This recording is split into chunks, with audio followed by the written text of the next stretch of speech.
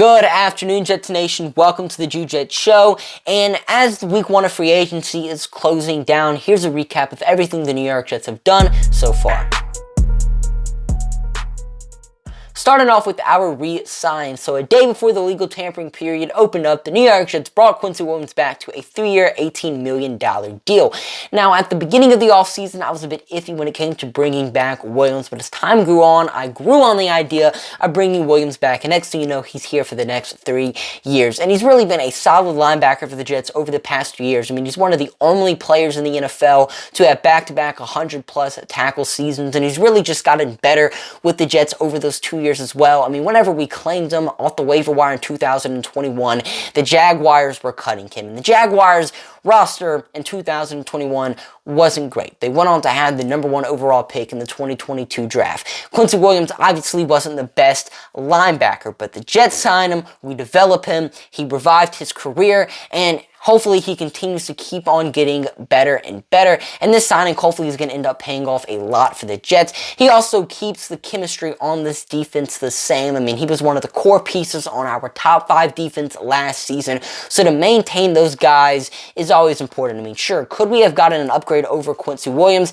Absolutely, but whoever we would brought in is not going to have the same chemistry with C.J. Mosley as Quincy Williams had, and it's not going to have the same chemistry with Quinnen Williams as Quincy Williams had because, well, those two guys are brothers. So nice to see Joe Douglas bringing back Quincy Williams. Solomon Thomas is also coming back. He signed a 1-year, $2.3 million deal with the Jets. Now, his base salary is $2.3 million, but with incentives, his contract could go up to $3.9 million.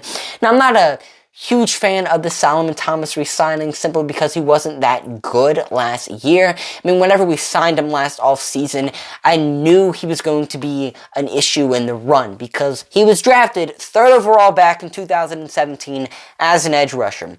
But his career at the edge didn't work out. So he decided to transition to the interior of the defensive line to revive his career. And with the Raiders, he was a good pass rusher on the interior of the defensive line, but a terrible run stopper. And the Jets knew that's what they were getting in Solomon Thomas. And sure enough, he was horrible against the run. But in the past, we thought he could make up for it, and he really didn't. Only had half a sack and 4 QB hits last year, which isn't exactly great numbers. But he is a good locker room guy, was the Walter Payton Man of the Year nominee last season, and the Jets are very weak at the defensive tackle position with Nathan Shepard and Sheldon Rankins signing elsewhere. The Jets are also bringing back Bryce Huff, who placed his 2nd-round tender on him, which is essentially a 1-year, $4.3 million contract. I mean, last year Huff led the NFL in pass rush win rate.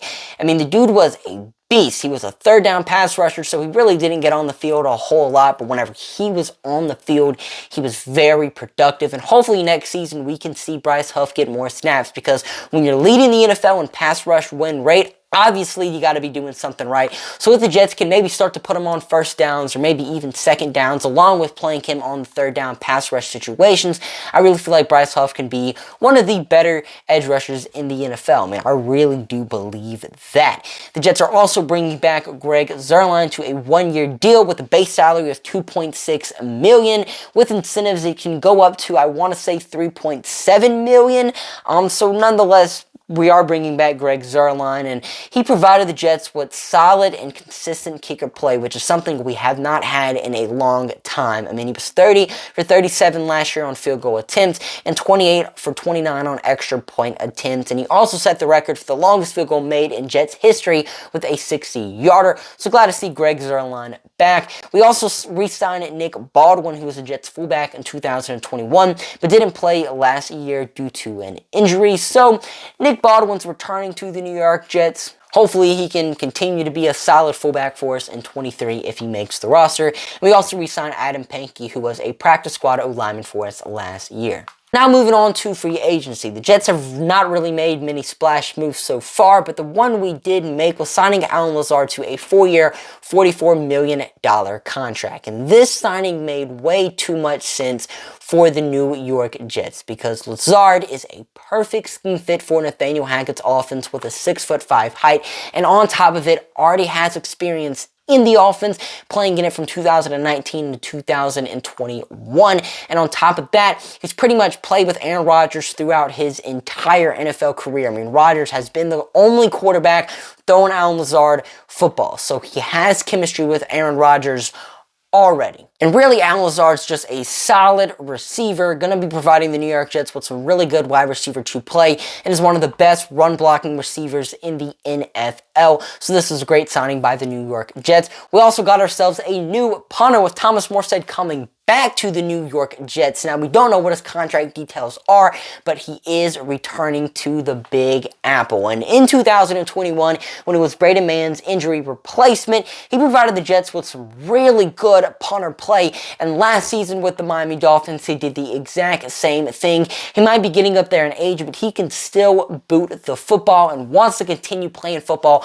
So glad the New York Jets got themselves a new punter because, I mean, look, let's be real. Braden Mann wasn't exactly great for the New York Jets during his 3 years with the team, and the Jets have already began shopping Braden Mann and are doing it probably as I am speaking. And the last two free agent signings the Jets made were meant to address the depth of the interior of the offensive line. So starting off with the Wes Schweitzer signing, the Jets signed him to a 2-year, $5 million deal. And Schweitzer is very versatile. He has experience at all positions on the offensive line, but most of his experience comes at the guard positions. But this past year, the Commanders decided to have him as their backup center. And in that role, he really didn't do that good of a job.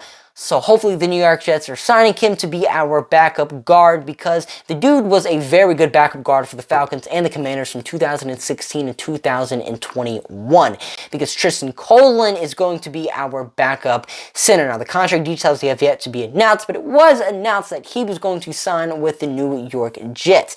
Now he doesn't really have a whole lot of playing experience under his belt, only appearing in 20 games and starting in 4 throughout his 3 years with the Baltimore Ravens. But in those 20 games and 4 starts, he's put up some pretty solid stats and definitely has a lot of upside. So hopefully he can provide the New York Jets with some solid backup center play if need be. And who knows, the Jets don't have a starting center currently on the roster, so he might end up being our starting center next year, which I do find is very unlikely. And then here are all the players the New York Jets have lost in free agency. So Mike White, Braxton Berrios, and Dan Feeney all went to the Miami Dolphins.